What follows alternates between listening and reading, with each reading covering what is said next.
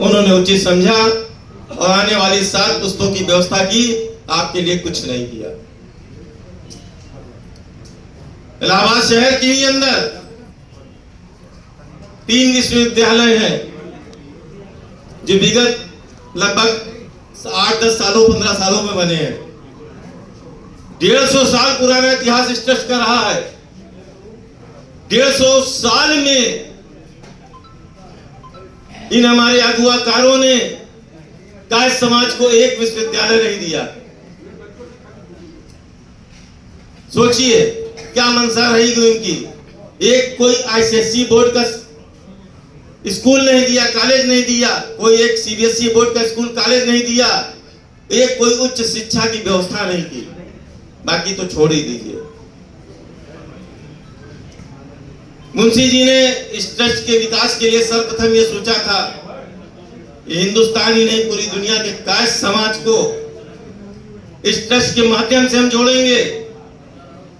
इस ट्रस्ट के माध्यम से एक ऐसी व्यवस्था करेंगे जो इलाहाबाद प्रयागराज ही नहीं, जौनपुर शहर ही नहीं, पूरी दुनिया में कायस्थ समाज का डंका बजेगा।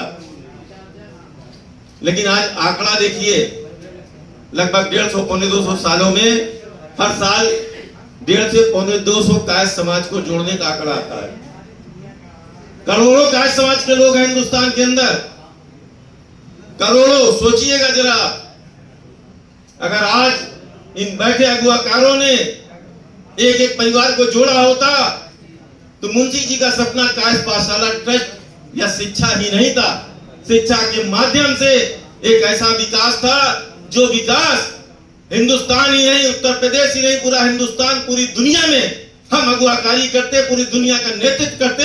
आज बिना कोई पार्टी, बिना कायस्थ समाज के पूछे, कायस्थ समाज से बात किए, कायस्थ समाज से समर्थन लिए, सरकार नहीं बना पाती। आज हमारे विधायक, सांसद, हमारे एमपी उस पार्लियामेंट और विधानसभा में बैठे होते। आज हम पीछे क्यों हैं? कभी एक वक्त हम सबसे आगे हुआ करते थे, आज हम सबसे पीछे की लाइन में खड़े हैं। उसके लिए जिम्मेदार एक ऐसा मंच रहा 50-60 सालों में जिसको हम केपी कायस्थ पाठशाला, केपी ट्रस्ट कहते हैं। सद्य मुंशी जी ने एक ऐसा ट्रस्ट बनाया, ट्रस्ट ही नहीं, एक ऐसा मंच बनाया जिस मंच के माध्यम से हमारा कायस्थ समाज, हिंदुस्तान का कायस्थ समाज का एक एक बच्चा, महिलाएं, बहनें, कायस्थ समाज के बुजुर्ग जुड़ते। आज जुड़ते तो हमारी संख्या इतनी होती, करोड़ों में हमारी संख्या होती, करोड़ों में हमारी संख्या होती। तो कौन सी ऐसी पार्टी थी हिंदुस्तान के अंदर, कौन सी ऐसा मंच था हिंदुस्तान के अंदर जो हमारी बात को नहीं सुनता, हमारी बात को नहीं मानता, या हमारी बात को ले जाके विधानसभा और लोकसभा में रखने का काम न करता, उसको पूरा न करता। बड़ा दुख का विषय है, बड़ा दुख होता है मुझे कहते हुए। मैं स्वयं चुनाव लड़ना चाहता था, मेरे जैसे और लोग भी चुनाव लड़ना चाहते थे, लेकिन विपक्ष को एक ऐसे नेतृत्व की जरूरत थी जो नेतृत्व अगुवाकारी करके, जिसके साथ हम लोग चल के कायस्थ समाज को उज्जवल भविष्य को तय कर सके, युवाओं के उज्जवल भविष्य को तय कर सके, महिलाओं बहनों के उज्जवल भविष्य को तय कर सके। ऐसा नेतृत्व और कोई नहीं, डॉक्टर सुशील सिन्हा है।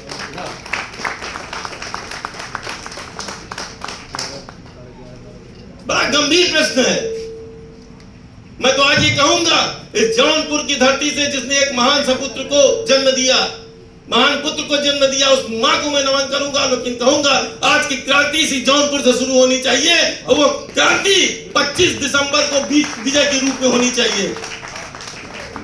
आपके ऊपर एक ऋण है, आपके ऊपर एक कर्ज है सद्य मुंशी काली प्रसाद का, आपके ऊपर नहीं, समस्त कायस्थ परिवार के ऊपर उनके सपनों का ऋण, उनकी सोच का ऋण, उनके कायस्थ समाज में जो एक अगुवाकारी करना चाहते थे, जो भविष्य देखना चाहते थे, उसका ऋण, उसको पूरा करना होगा, उसको चुकाना होगा। अब नहीं तो कभी नहीं, ये सोच लीजिएगा।